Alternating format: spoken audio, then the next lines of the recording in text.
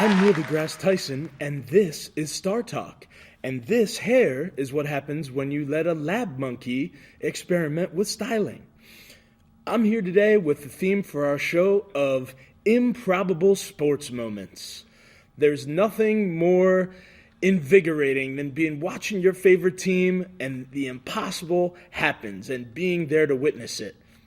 My guest today has been witness to many wonderful and horrible improbable sports moments. Philly Fan Man. Wait a minute, where is he?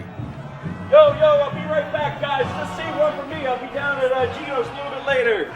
Woo! Eagles! Yeah! E-A-G-L-E-S! Woo! Number one, baby! Woo! That's unbelievable. I want to say hi to my family down on Fantrell Street in Lawndale. My wife, Patsy. Hey, Patsy, how you doing? I'm on TV. Look at this. Unbelievable. Oh, my goodness, Neil. I've never been interviewed before except for that one time down at the 5th Precinct after that little scuffle at the gate. So, yeah, great to be here. Great to have you here, Philly Fan Man. Can't tell at all that you've never been on TV before. Anyway, we're here to talk about some improbable Philly sports moments. And let's start out with one of the most miraculous achievements ever in sports. It was March 2nd, 1962, Wilt Chamberlain's 100 points in a basketball game. What do you know about that, Philly Fan Man? Oh, man, that was one of the greatest moments ever in our family. My grandpa told me about that. I was only 2 years old. I was just a little bouncing baby boy. They were so excited. Oh, Wilt Chamberlain, the Big Dipper, you know what I mean? The star guy, Big Dipper. Anyway, but they did call him that, the Big Dipper. Anyway, oh, man, they were at the game, all my aunts and my uncles and my grandpa and everybody. Then they came home and they were so excited. I was 2 years old. They were bouncing me around like a basketball. I think they made like 4 3-pointers before I turned 3. It was unbelievable. Anyway, I think he told me a couple of them, man, they were down on like 2nd Street and they were just going all night and they were just having a great time. 2 of them didn't even come home for like a year. And for 2 years after that, they called me Spalding. That's a great story, Philly Fan Man. But let's bring it a little bit more into the present time. January 11th. 2004, the play that Philly fans know as 4th and 26.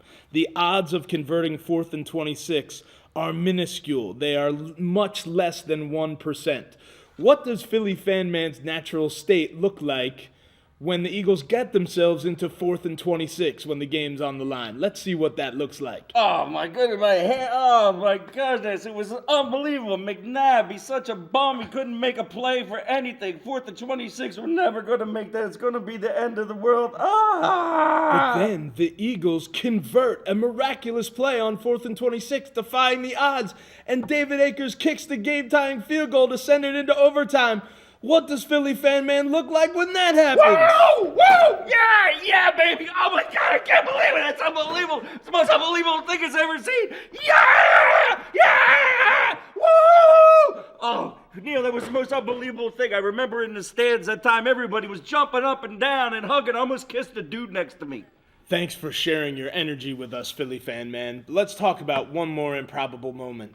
In all the history of postseason baseball, there had only ever been one no-hit game.